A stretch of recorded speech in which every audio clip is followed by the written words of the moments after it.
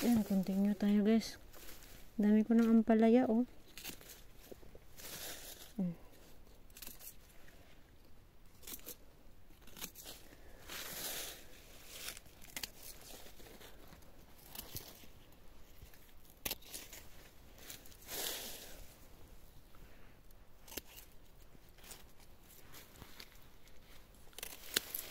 Tingnan natin sa kabila. May bunga ba siya? Meron. Kunti lang. Kunti lang yung bunga guys. Oo. Kinayan kasi sa wala.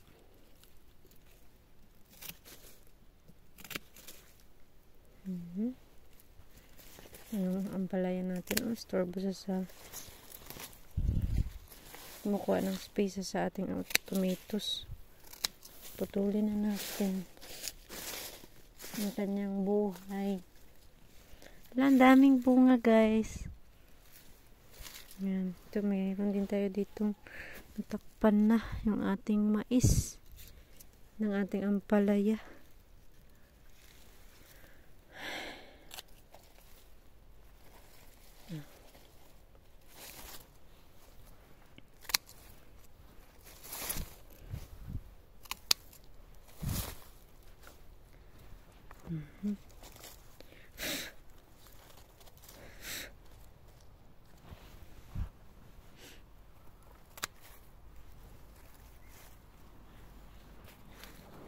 Ayan, nakalbo na guys.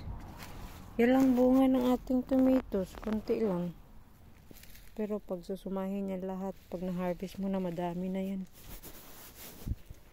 Dito tayo sa kabila. Madami kasi akong tanim eh.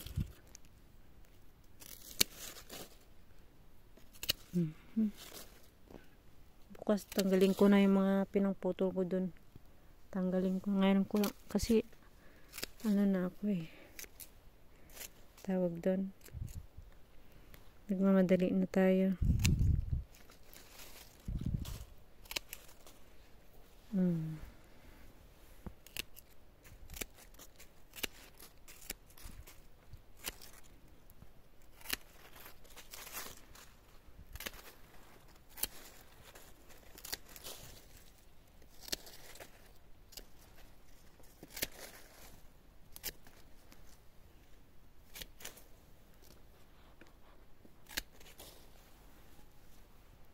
Tingnan. Yan lang yung bunga niya. 3. Sa isang puno. Kunti lang yung bunga.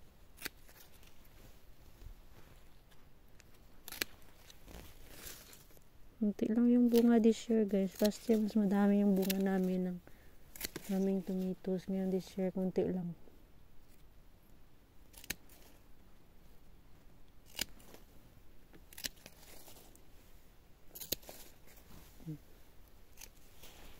Diba?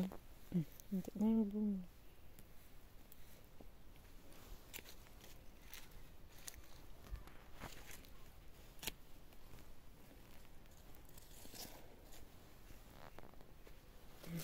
Tayo sa baba.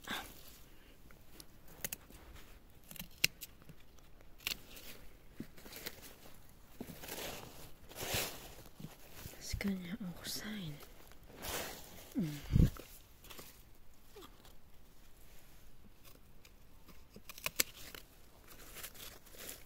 Yan, nakikita na. Ay, naputol.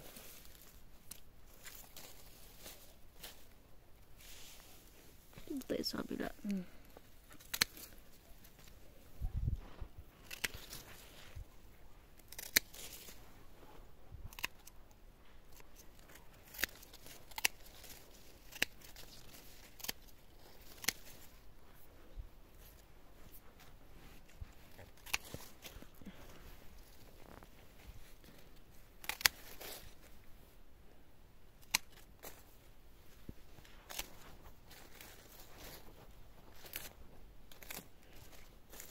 Yan, nakikita nyo na, diba?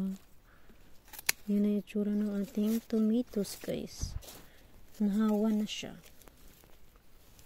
Yan, konti lang yung bunga, guys. Yan, oh. Papulahin pa natin yan, padadamihin.